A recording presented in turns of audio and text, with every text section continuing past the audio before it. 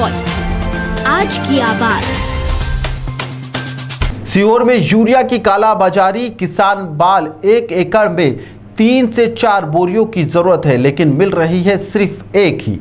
किसान इस समय अपनी सोयाबीन की फसल से फ्री होकर अब गेहूं की फसल उगाने की तैयारी में लगा हुआ है, लेकिन किसान खाद के लिए इधर उधर भटक रहा है। शासकीय दुकानों पर खाद किसानों को नहीं मिल पा रही है और प्राइवेट दुकानों पर जब खाद मिलता है तो किसानों को अधिक दाम में खाद मिल रहा है।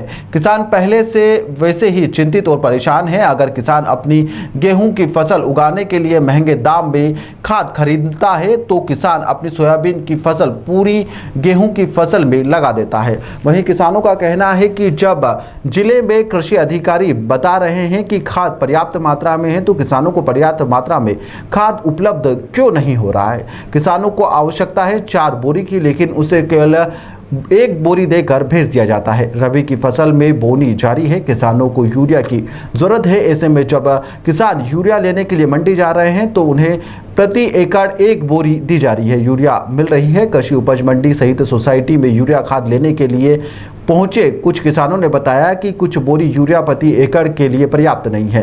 किसानों ने बताया कि 1 एकड़ में कम से कम 3 से 4 बोरियों की जरूरत पड़ती है। सिंचाई में भी पर्याप्त इंतजाम नहीं है। किसान बंटी राठौर, राजेंद्र जाटवा, पुरुषोत्तम नखीरा, राधेश्याम वर्मा ने कहा कि जिले में 30% बोनी हो चुकी है। गेहूं का अंकुरण भी शुरू हो गया है, लेकिन खाद सोसाइटियों में नहीं मिल पा रहा है। जितना मिल पा रहा वह पर्याप्त नहीं है, जबकि सिंचाई में पर्याप्त इंतजाम होने के कारण प्रति हेक्टेयर 3 से 4 बोरियों की जरूरत पड़ती है। वहीं यूरिया खाद के लिए कालाबाजारी का दौर भी जारी है। बाजार में खाद 400 रुपए में भी नहीं मिल रही है। खाद की कालाबाजारी की जा रही है। बाजार में पर्याप्त खाद मौजूद है। इस समय डीएपी की भी जरूरत है, जो कि उपलब्ध नहीं है। बाजार में 1 बोरी डीएपी के साथ ही 2 बोरी यूरिया दिया जा रहा है। कृषि उप संचालक के पांडे का कहना है कि जहां खाद उपलब्ध नहीं है वहां शिकायतें मिलते ही खाद पहुंचाया जा रहा है।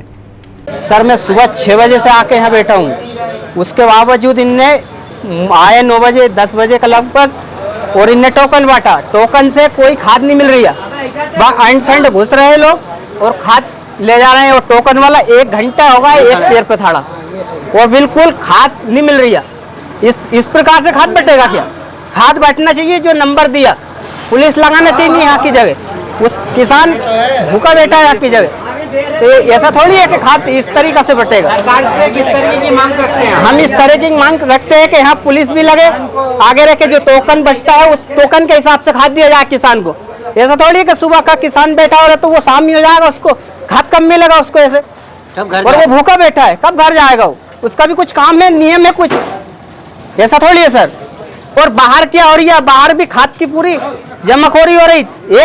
4 बोरी यूरिया पे 1 बोरी डीएपी टिकाएंगे तो क्या किसी के पास पैसा नहीं है तो कहां से देगा? ये बताओ डीएपी का पैसा। वो डीएपी खाद भी आना चाहिए यहाँ की जगह। डीएपी कम ही क्यों है? डीएपी नहीं है। ऐसा थोड़ी होएगा सर। डीपी में हमारा ये खाद को लेके किस प्रकार की दिक्कत आ रही है आपको? अरे नाना प्रकार की बहुत सारी दिक्कत आ रही है। ना तो जिला सहकारी जहाँ से हमारी सोसाइटी है वहाँ पे भी नहीं है खाद।